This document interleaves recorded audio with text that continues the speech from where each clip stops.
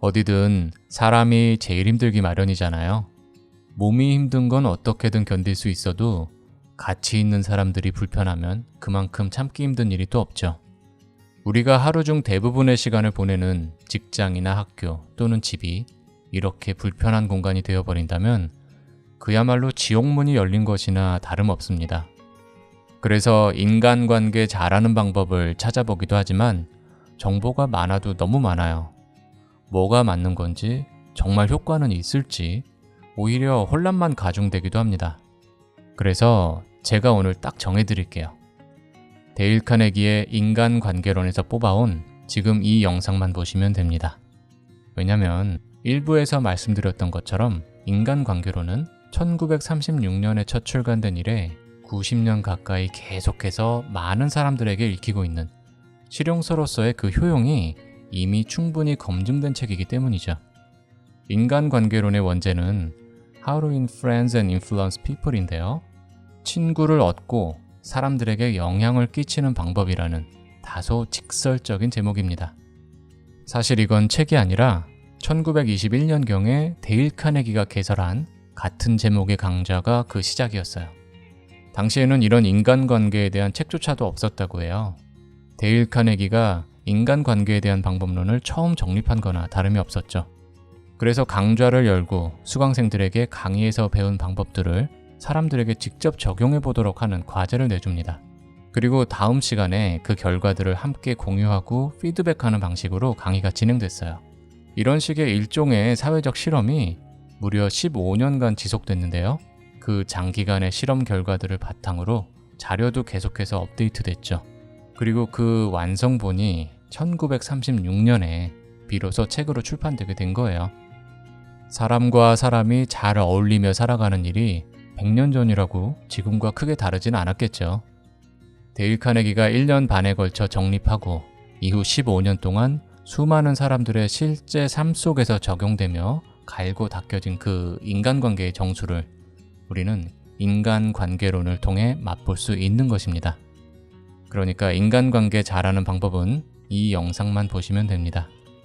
당장 내 삶에 적용해 볼 수 있는 간단한 방법들로 나의 인간관계를 점차 개선해 나갈 수 있을 거예요. 사람의 호감을 얻는 방법 6가지 중에서 3가지를 먼저 일부에서 말씀드렸어요. 상대방에게 진정한 관심을 가져라, 웃어라, 이름을 기억하라. 이렇게 3가지였는데요. 이어서 나머지 3가지 방법을 지금부터 말씀드릴게요. 사람의 호감을 얻는 방법 4번째, 경청하라. 이런 사람들 아마 종종 겪어보셨을 것 같은데요. 나와 대화 중에 딴 생각을 하거나 계속 스마트폰을 들여다보는 사람. 내가 말하는 중간에 계속 끊고 들어와서 끊임없이 자기 얘기만 하는 사람. 상당히 불쾌하지만 그렇다고 그걸 지적하기도 애매해서 그냥 참고 넘어가는 경우가 대부분이죠. 그러다 보니까 이런 사람들은 자신의 잘못에 대한 인식조차 없는 경우가 많아요. 그래서 어쩌면 사실은 사람들과 대화 중에 내가 그러고 있었을지도 모를 일입니다. 대화 중에 그런 태도를 보이는 사람은 기피와 경멸의 대상이 될 것이라고 데일 카네기는 인간관계론에서 주의를 주는데요. 그리고 이어서 경청의 중요성에 대해 이렇게 말합니다. 경청하는 것은 우리가 다른 사람에게 줄 수 있는 최고의 찬사라 할 수 있다. 상대방의 얘기를 열중해서 들어주는 것은 거의 모든 사람이 좋아할 수밖에 없는 은근한 아부다. 데일 카네기가 아부에 비유할 정도로 경청은 상대방을 기분 좋게 합니다. 동시에 경청에는 상대방의 마음을 알아주고 위로하는 힘이 있기도 한데요. 이는 이금희 아나운서의 사례를 통해서 잘 들여다볼 수 있어요. 이금희 아나운서가 대학에서 학생들을 가르칠 때 모든 학생들과 1대1로 30분씩 티타임을 가졌었다고 해요. 1년에 100명씩 15년을 지속했고요. 그렇게 대화를 나눈 학생들이 무려 1,500명에 달합니다. 학생들이 아나운서 현업 선배와 대화를 나눌 기회는 갖기 힘들잖아요. 그래서 일부러 그런 시간을 마련했다고 해요. 그리고 이금희 아나운서는 내 평생 언제 또 이 친구와 단둘이 30분이라는 시간 동안 얘기를 나눠보겠어 라는 진지한 마음으로 학생들 한 명 한 명과 그렇게 대화를 나눴었다고 합니다. 그 학생들 중에서 나중에 아나운서 후배가 된 한 친구가 그러더래요. 사실 그때 선배님께 말씀 안 드리고 대화를 녹음했었다고. 대화 중에 메모하면 좋은 말씀 놓칠까봐 나중에 정리하려고 녹음을 했대요. 그래서 이금희 아나운서가 그때 내가 뭐라고 했었는지 물어보니까 선배님, 그때 27분 30초 동안 아무 얘기 안 하셨어요. 얘기는 저 혼자 다 하고 선배님은 그랬구나, 잘했네, 힘들었겠다, 장하다 이런 말들만 했다는 거예요. 이금희 아나운서는 그저 그렇게 들어주기만 했을 뿐인데 많은 학생들이 말하면서 눈물을 터뜨렸다고 해요.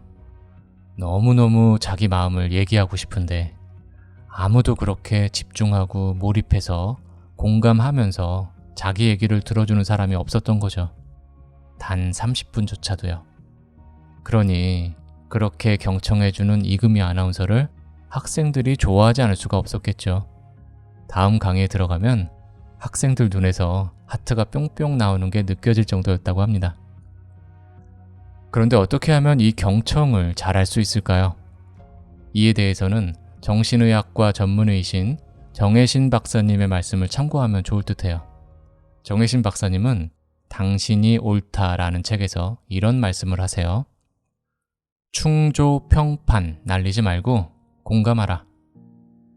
충고, 조언, 평가, 판단을 줄여서 충조, 평판이라고 하는데요. 이를테면 이런 말들입니다. 그럴수록 네가 더 열심히 하고 배우려는 자세를 가져야지. 이건 충고와 조언이고요. 긍정적으로 마음을 먹어봐. 이것도 충고와 조언입니다.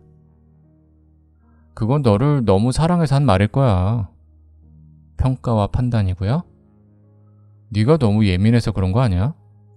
이것도 평가와 판단입니다. 남자 다 거기서 거기야. 뭐 별다른 사람 있는 줄 알아? 이건 충고와 조언과 평가와 판단이 다 들어가 있는 말이에요. 마치 자기가 다 안다는 듯이 상대에 대한 공감도 없이 툭툭 내던지는 이런 말들은 비수가 되어서 콕콕 박히는데요. 그런데 불행하게도 우리 일상 언어 대부분이 이런 충조평판이라고 합니다. 친구와의 관계에서 속상했던 일을 토로하는 아내에게 그건 당신이 잘못했네 라고 한다든가, 뭘 좀 배워보고 싶다는 자녀에게 너 또 조금 하다 말려고 그러지? 라고 한다든가, 가족이나 친구, 직장 동료 할 것 없이 우리는 정말 아무렇지도 않게 일상적으로 상대에게 상처가 되는 이런 충조평판의 비수들을 날리고 있어요. 경청은 상대의 말뿐 아니라 마음까지도 듣는 일이에요. 부탁하지도 않았는데 함부로 충고하고 조언하고 평가하고 판단할 생각하지 말고 그저 상대의 얘기를 집중해서 잘 들어주세요. 경청에는 말이 별로 필요치 않아요. 그랬구나, 힘들었겠다, 이런 말들이면 충분합니다. 바로 이금희 아나운서가 했던 것처럼 말이죠. 정혜신 박사님은 내 마음을 알아주는 단 한 사람만 있어도 사람은 죽지 않는다 라고 하시는데요. 비유적인 표현이 아니라 정말로 죽지 않는다는 거예요.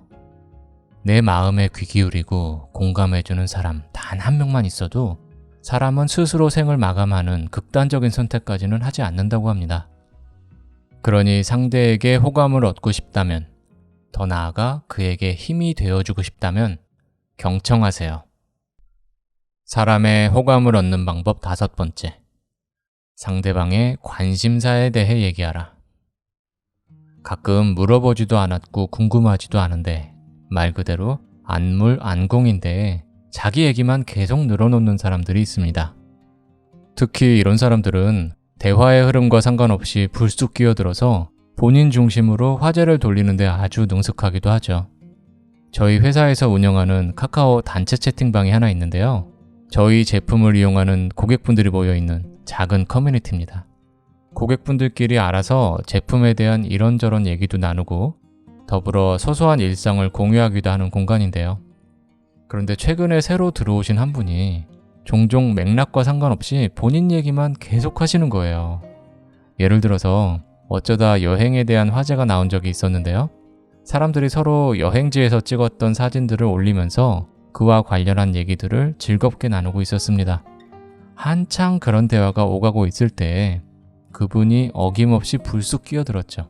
뜬금없이 자전거 사진을 하나 올리더니 지난주에 어디로 라이딩 갔었는데 평균 경사도가 몇 프로였고 총 획득 고도는 또 얼마나 됐고 등등. 자전거를 즐겨 타는 사람이 아니라면 무슨 말인지 알아듣지도 못할 용어를 써가면서 기존 대화의 흐름과는 전혀 상관없는 말을 계속 이어가더라고요. 이게 참 기분이 썩 유쾌하진 않은데 그렇다고 왜 뜬금없는 얘기를 하냐고 뭐라 하기도 참 애매한 부분이죠. 그러다 보니까 주변에 이런 사람이 있으면 대부분 그 사람을 그냥 피하는 방법을 택하게 됩니다.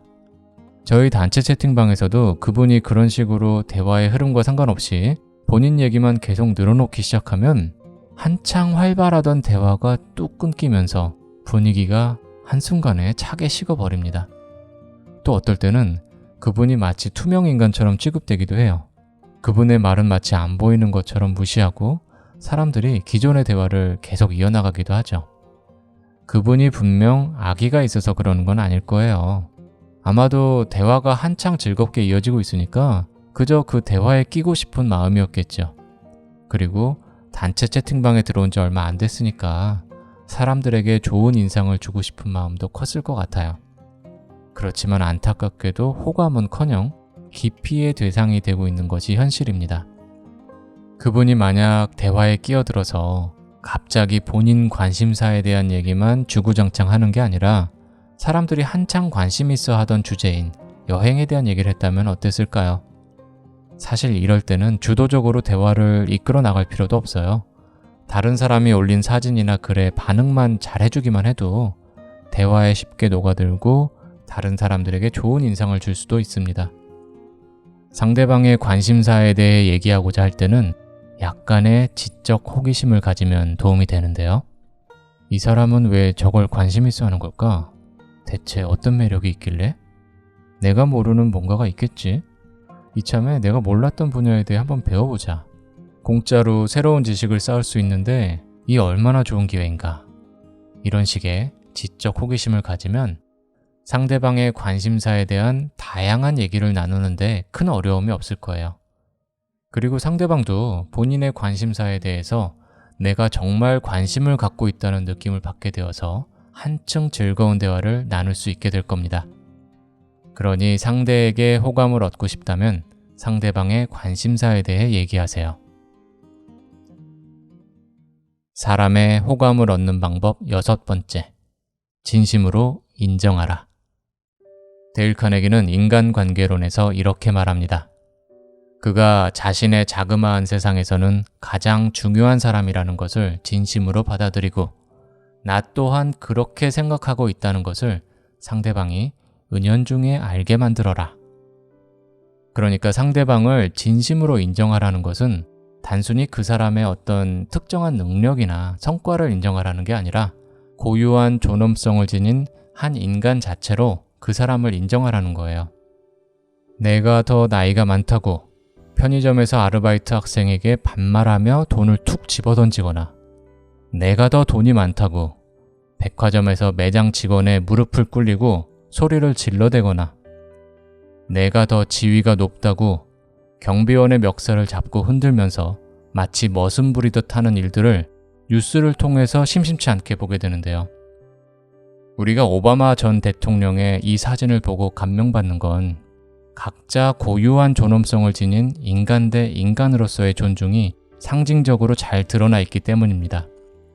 미국에서 가장 높은 지위에 있는 대통령이 지극히 평범한 한 건물 관리인과 스스럼 없이 주먹 인사를 나누는 것은 그가 지위와 상관없이 상대방을 진심으로 인정하고 동등한 한 인간으로서 존중하고 있음을 나타내는 것이죠.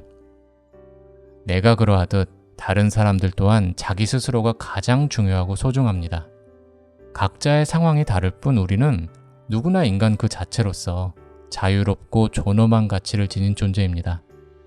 그러니 다른 사람을 쉽게 평가하고 함부로 대할 권리는 누구에게도 없어요. 그리고 우리 각자가 모두 대체 불가능한 세상에 단 하나뿐인 고유한 존재라는 것을 진심으로 인정하면 우리는 모든 사람으로부터 배울 수 있게 됩니다. 다른 사람과의 만남이 새로운 우주를 탐험하는 것과 다르지 않기 때문이죠.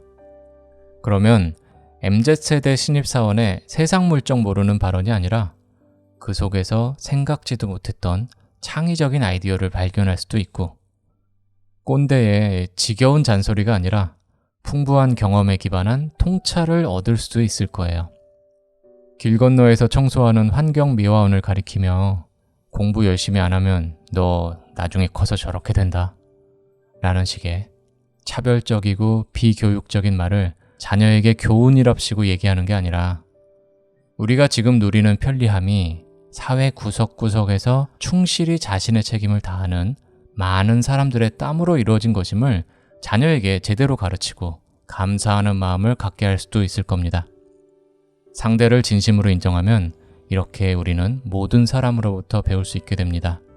돈이 많든 적든, 지위가 높든 그렇지 않든, 나이가 많든 적든 간에 누구든 나의 스승이 될 수 있기 때문에 사람들을 대함에 있어 늘 진심이게 됩니다. 그리고 자신을 진심으로 인정하고 존중해주는 상대방을 싫어할 사람은 당연히 없습니다. 그러니 상대의 호감을 얻고 싶다면, 그리고 모든 사람들로부터 배우고 싶다면 상대방을 진심으로 인정하세요. 자, 지금까지 1부와 2부에 걸쳐서 사람들의 호감을 얻고 어디서든 환영받는 사람이 되는 방법 6가지를 살펴봤는데요. 상대방에게 진정한 관심을 가져라, 웃어라, 이름을 기억하라, 경청하라, 상대방의 관심사에 대해 얘기하라, 진심으로 인정하라. 생각보다 간단하죠? 이 중 하나만 잘하더라도 인간관계는 지금보다 훨씬 나아질 거예요. 그러니 꼭 하나씩 시도해 보시길 바랍니다. 가족이나 친구, 직장 동료 등등 가까운 관계에 있는 사람들에게는 갑자기 이렇게 해보는 게 좀 어색할 수도 있을 거예요. 그러면 업무상 만나게 되는 사람들이나 내가 관심 있어 하는 커뮤니티 등 나와의 연결고리가 상대적으로 느슨한 사람들에게 먼저 적용해 보는 것도 좋습니다. 그렇게 이 방법에 어느 정도 익숙해지면 자연스럽게 가까운 사람들에게도 적용해 보세요. 그러면 점차 사람들의 호감을 얻고 어디서든 환영받는 사람이 될 수 있을 겁니다.